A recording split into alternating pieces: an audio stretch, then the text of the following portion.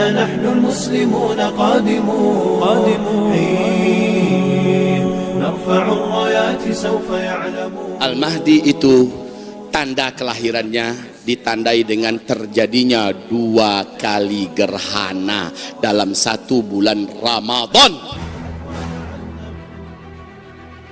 Sepakat semua ahlus sunnah wal jamaah tanpa ada satupun perbedaan bahwa semua ahlus sunnah wal jamaah yakin dan percaya akan kedatangan Imam Mahdi. Tidak ada satupun dari kalangan ahlus sunnah yang menolak tentang kepastian kedatangan Imam Mahdi. Jadi kalau ada kelompok yang tidak yakin dan tidak percaya dengan datangnya Imam Mahdi, dia bukan ahlus sunnah wal jamaah. Jazirah Arabia mempersaksikan, dunia menyaksikan, mendengar berita bahwa 1981, saya ulangi tahunnya sama-sama, tahun 1981 dunia telah menyaksikan di Jazirah Arabia terjadi 2 kali gerhana dalam 1 bulan Ramadan. Anehnya 1982 terjadi lagi 2 kali gerhana dalam 1 bulan Ramadan. 2 tahun berturut-turut.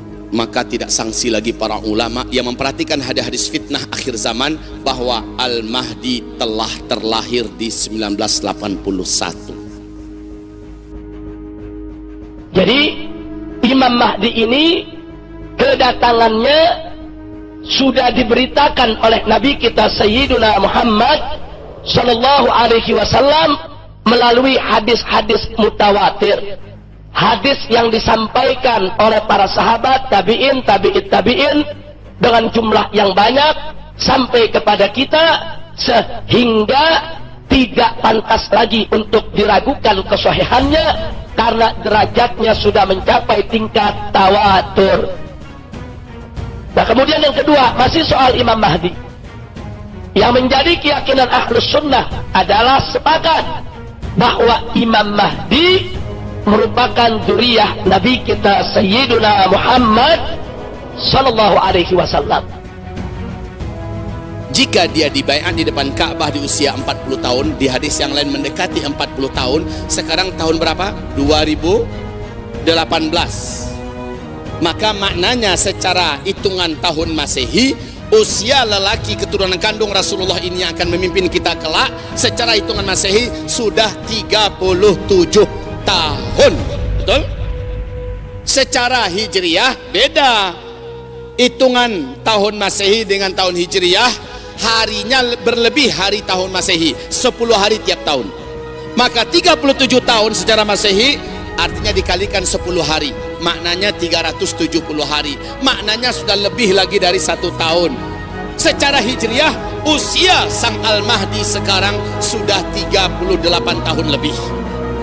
Padahal Rasulullah bersabda dia dibaiat di usia 40 tahun. Di hadis yang lain mendekati 40 tahun. Kalau begitu wajar seandainya di mana-mana kita jadikan di mana-mana gempa, musibah, ribut, gaduh, dan kerajaan Arab Saudi juga Masya Allah. Dan Rasul bersabda saat Al-Mahdi nanti dibaiat, suasana Arab Saudi ketika itu diselimuti salju. Mana pernah Arab Saudi zaman Nabi ada salju? Bahkan 50 tahun yang lalu belum ada salju di Arab Saudi, bahkan seluruh Arab nggak ada. Baru adanya 2009 salju turun di Arab, betul? Nah, salah satu buktinya adalah ini, di mana Imam Mahdi nanti akan datang dari zuriyah Nabi. Jadi kalau ada yang mengatakan zuriyah Nabi sudah terputus, kalau ada yang mengatakan hari ini sudah tidak ada lagi zuriyah Nabi, lalu dari mana itu Imam Mahdi datangnya? Sementara berdasarkan keyakinan ahlus sunnah wal jamaah yang bersumber dari hadis-hadis yang sahih bahwa Imam Mahdi adalah keturunan daripada Sayyidatuna Fatimah Zahra radhiyallahu taala anha, yang merupakan putri kesayangan Nabi kita Sayyiduna Muhammad sallallahu alaihi wasallam. Nah, dari sini kita tahu kalau ada kelompok-kelompok yang mengakui seseorang sebagai Imam Mahdi, padahal yang bersangkutan bukan zuriyah Nabi. Kalau ada kelompok-kelompok yang mengklaim pimpinannya sebagai Imam Mahdi, sebagaimana sering terjadi di zaman kita sekarang ini, ketahuilah bahwa mereka bukan Ahlus Sunnah wal Jamaah. Jadi Imam Mahdi tidak akan datang dari keturunan yang lain kecuali dari keturunan Nabi kita Sayyiduna Muhammad sallallahu alaihi wasallam. 2009 salju turun semata kaki, padahal Nabi pernah bawa jalan-jalan Muaz bin Jabal. Muaz, antara ubun-ubunmu dengan kiamat sudah sangat dekat sekali bila lembah ini sudah dibungkus salju, kata Nabi. 2009 salju pertama kali jatuh ke Tabuk semata kaki. 2010 sudah mendekati sebetis. 2011 sudah melewati betis, sehingga Imam Masjidil Haram berkhutbah dalam hari Jumatnya, Syekh Su'ud Syuraim mengatakan, "Hai umat Nabi Muhammad, apakah kalian melihat ada tanda yang lebih terang benderang dari apa yang kalian saksikan sekarang? Tabuk sudah berbungkus salju." Pada Rasulullah bersabda, antaramu dengan kiamat sudah sangat dekat apabila daerah ini sudah bersalju. Dan Rasulullah bersabda, Al-Mahdi nanti muncul dalam keadaan Arab berbungkus salju. Jika dia sudah kamu dengar keluar, kamu wajib mendatanginya, berbaiat kepadanya, bersumpah setia ikut berjuang bersamanya, walaupun kamu harus merangkak di atas salju. Nah, kemudian selanjutnya ciri Ahlus Sunnah seputar Imam Mahdi yang keempat, yang merupakan ciri Ahlus Sunnah wal Jamaah yang ke-56, bahwa Imam Mahdi pasti akan memimpin dunia. Karena begitulah hadis yang datang dari Nabi. Imam Mahdi itu akan memimpin dunia, akan menegakkan khilafah. Ini suatu kepastian, merupakan dalailun nubuwah. Ini merupakan bagian daripada bukti kenabian Nabi kita Sayyiduna Muhammad sallallahu alaihi wasallam yang akan terbukti di kemudian hari. Manakala Imam Mahdi itu datang, dia akan melakukan tugasnya sebagaimana sudah ditetapkan oleh Allah Subhanahu wa taala, dan dia pasti akan memimpin dunia. Karena dalam satu hadis tegas Nabi mengatakan, akan datang dari keturunanku yang akan memimpin dunia dan memenuhi dunia dengan keadilan. Dia akan memimpin dunia Islam. Jadi semua umat Islam akan disatukan. Pada saat Imam Mahdi ini muncul, saudara, umat Islam dari berbagai macam kalangan semua akan bersatu, berjuang di bawah panjinya, insya Allah. Al-Mahdi sebelum Dajjal keluar, Al-Mahdi diizinkan oleh Allah menaklukkan seluruh permukaan bumi ini. Yang paling pertama ditaklukkan oleh Imam Mahdi nanti adalah Mekah dan Madinah.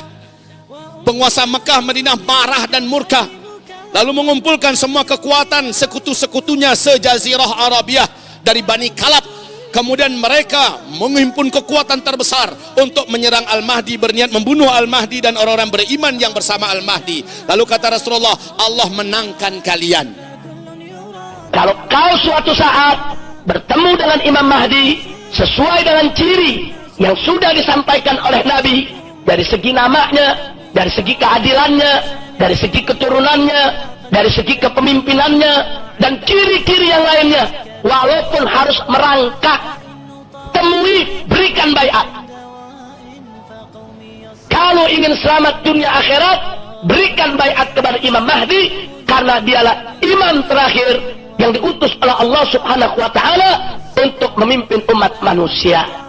Jadi mereka yang tidak mau memberikan baiatnya, yang tidak mau memberikan sumpah setianya, yang tidak mau ikut kepada Imam Mahdi, berarti mereka tidak ikut kepada ajaran Nabi kita Sayyiduna Muhammad sallallahu alaihi wasallam. Paling pertama ditaklukkan oleh Al-Mahdi setelah Mekah Madinah adalah Jazirah Arabiah. Dengan cepat Jazirah Arabiah kembali ke dalam pangkuan Ustaz, kalau begitu Jazirah Arabiah sekarang ini enggak Islam kah? Islam, tapi hanya sekedar nama. Status mereka sekarang sebenarnya mereka sudah masuk dalam surat Al-Maidah ayat 51. Mereka sengaja memeluk, merangkul, memohon perlindungan, keselamatan, menjadikan orang kepercayaan dan sebagainya. Yahudi